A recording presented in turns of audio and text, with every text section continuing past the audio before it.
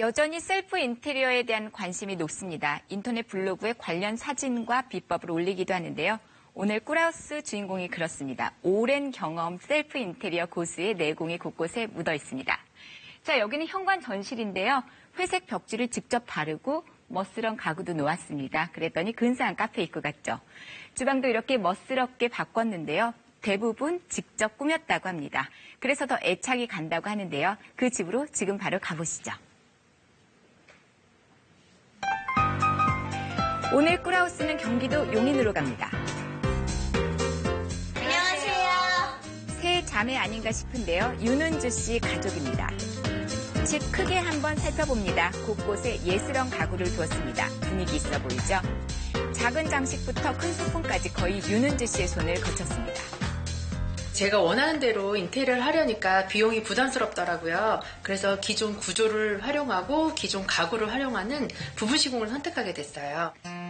책과 인터넷으로 독학했습니다. 그리고 길던 짧던 살았던 집은 직접 인테리어를 했는데요. 인터넷 블로그에 사진도 꾸준히 올려왔죠.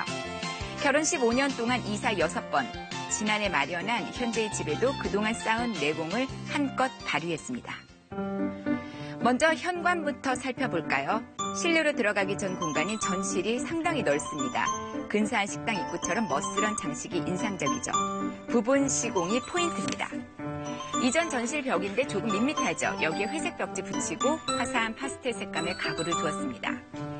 기존 벽에 타일 모양 벽지를 붙였을 뿐인데 공간 분위기가 확 달라졌습니다. 중문 열고 들어가면 바로 현관인데요. 정면에 딱 놓인 소파가 인상적입니다. 사랑스러운 두 딸을 위해 엄마가 마련한 작은 쉼터라고 하네요. 저희 집은 여자가 셋이다 보니까 준비할 때 겹칠 때가 많아요. 그럴 때 이제 먼저 준비한 사람이 자리에 앉아 있거나 뭐 신발 찾거나 이런 용도로 많이 쓰고 있어요. 다음은 거실로 가봅니다. 거실 중심색은 연회색과 연갈색. 공간을 안정감 있게 연출해줍니다. 거실에는 특이하게 넓은 식탁이 놓여 있습니다. 주방과 거실 공간이 일단 분리가 됐습니다. 이곳에서 아이들은 숙제도 하고요. 얘기도 나눕니다. 가족이 함께 모이는 시간도 늘었다고 하는데요. 자, 소파 뒤에 있는 검은색 중문이 독특합니다. 중문을 더 세련되게 만든 가로선은 문구점에서 파는 검은색 테이프를 활용한 겁니다. 비밀의 공간이 숨어 있어요. 문 열고 들어갔더니 아늑한 서재가 등장합니다. 이전 거실인데요. 입주 전부터 거실 뒤쪽 방은 이미 확장이 된 상태였습니다. 여기에 미닫이 문을 달아서 공간을 나눴습니다. 답답할 땐 열고요. 시끄러울 땐 닫으면 되니까 효율적이라고 합니다. 이곳은 현재 남편의 서재를 쓰고 있는데요. 기존 바닥과 튼튼한 붙박이장을 그대로 사용해서 시공 비용을 줄였습니다.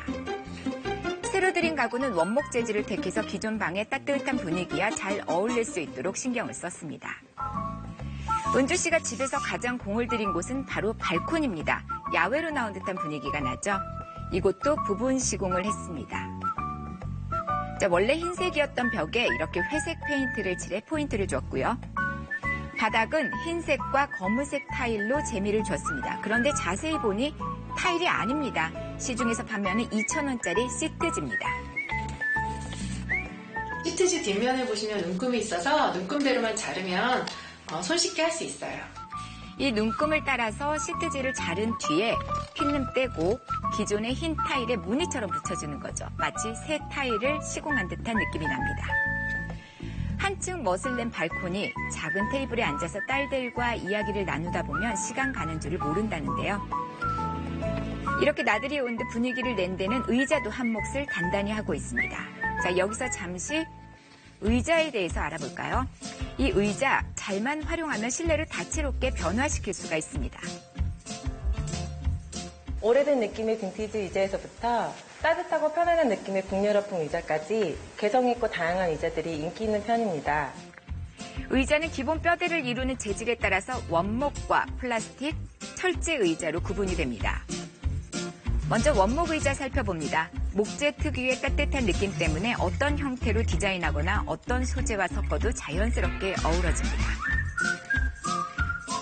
원목 의자는 공간을 포근하고 안락하게 만들어주는데요. 다음은 플라스틱 의자입니다. 화려한 원색과 유연한 곡선이 특징이죠. 저렴한 건 물론 색상도 다양합니다. 공간을 가볍고 또 입체적으로 꾸미고 싶을 때 활용하면 좋습니다. 좀 더 튼튼하면서 과감한 디자인의 의자를 원한다면 철제 의자 추천합니다. 철 소재의 차가운 느낌이 공간을 세련되고 또 멋스럽게 만들어줍니다. 자, 개성이 강한 시대죠. 의자도 그냥 둘 순 없습니다. 앉는 곳을 좌우로 크게 넓힌 의자부터요. 일반 의자의 다리보다 높이가 15cm가량 더 높은 홈바 의자.